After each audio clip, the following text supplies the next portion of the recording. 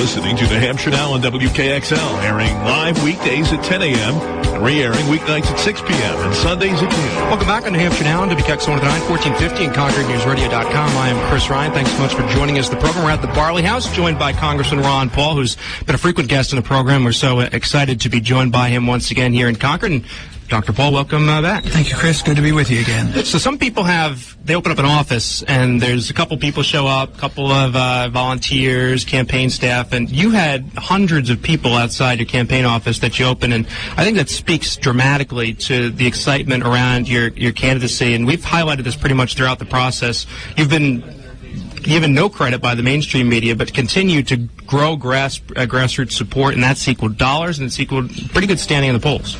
Yes, and we're very pleased with it, and we don't know exactly why we don't get the big national interviews, but, what counts is whether the people show up, and I guess there's methods of communication. Maybe there's radio, and maybe there's internet, and there's different ways of communicating with people, so evidently the message is getting out, and I, of course, emphasize the message. I think it's a powerful message, and I think a lot of people are attracted to it. And we're going to talk more about that in a second, but I think it's been a disgrace the way the mainstream media has treated your campaign. If you're going to go to Ames, Iowa, and you're going to cover it the way that they did and blanket the coverage, and Michelle Bachmann beats you by 150 votes, and your son said we needed to have our grandkids outside a couple more Walmarts to rake in the 150 votes needed to win, but you're pretty much neck and neck, and she's viewed as a hands-down winner, and you haven't been mentioned at all. Why do you think that is? What stands out at you, the reasoning why you've not received the recognition you deserve in this?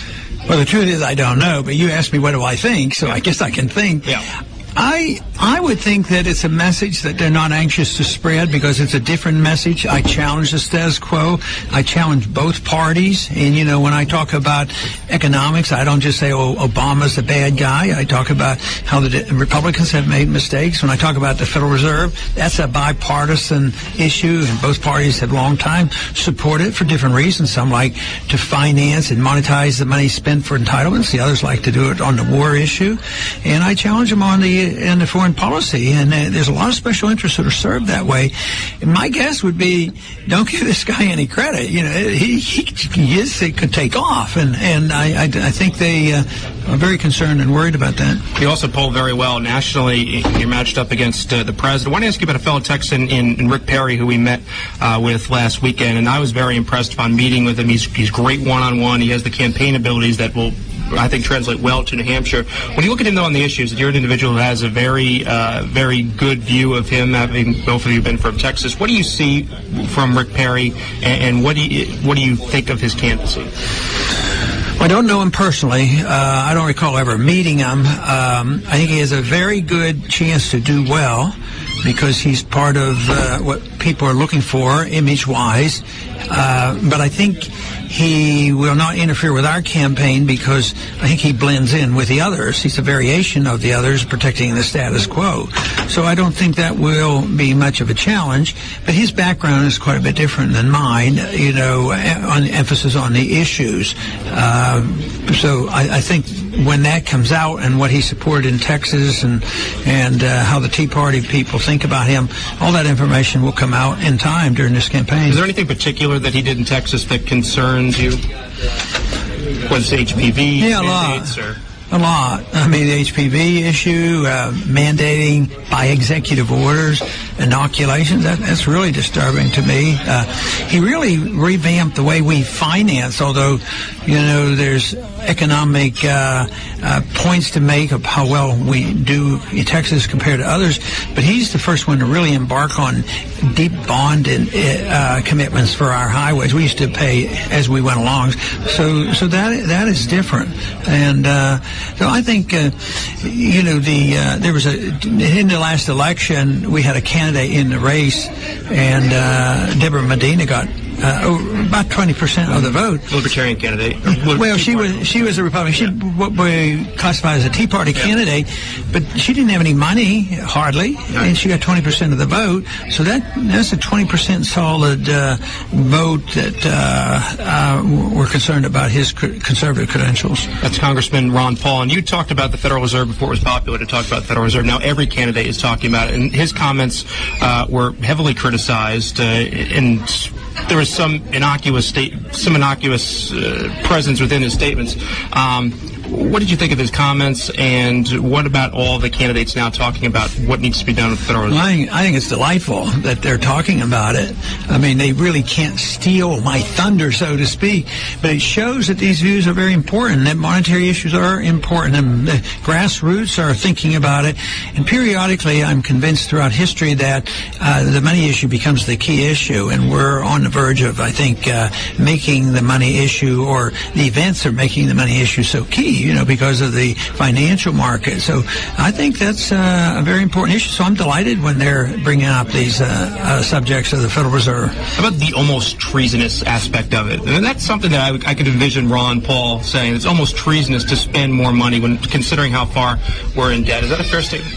No, I wouldn't use it, because I work real hard. I don't even like talking about the other candidates when you're making me do it. That's how we roll. So, no, I don't like to bring it up and say I'm, even like it's popular to say I'm running against Obama, I can get Obama and all that, because I think in terms of economic policies and fallacies and monetary policy and foreign policy and all these things. So I try real hard to ask Bernanke very important, pressing questions about monetary policy, but I don't usually. People say, well, you want to get rid of Bernanke?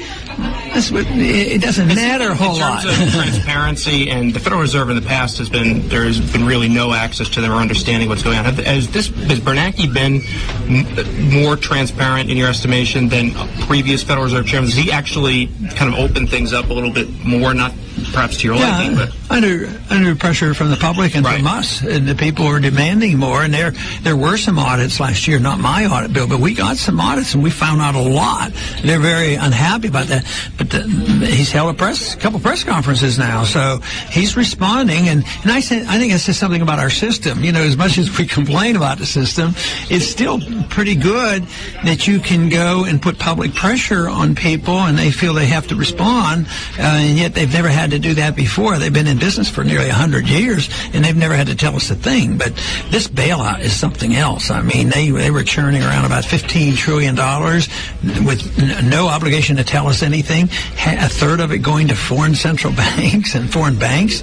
So this is an issue that's seen the light of day, and I think that it's very good that he's had to come clean and tell us a little bit, but we need to know a lot more. When we met down in Washington, you were excited about your chances, but you were somewhat hesitant about where the campaign would end. Are you starting to see signs now that you could be confident that you have a shot to win the nomination, considering how strongly you polled in the straw poll out in Iowa, though it's in the big scheme of things inconsequential? Are you starting to feel that you can win this? More so than ever, because you always are hopeful and say you can. It looks like we will, and it'll keep growing. But with the opening that we had here last night, with the fundraising, way it's going, and the way people are talking about monetary issues, and I think there's a lot more attention given to, well, if we have to cut, maybe we ought to cut some of that overseas spending and change our approach to maintaining this world empire. So I would say that we're making great progress, and it seems to come,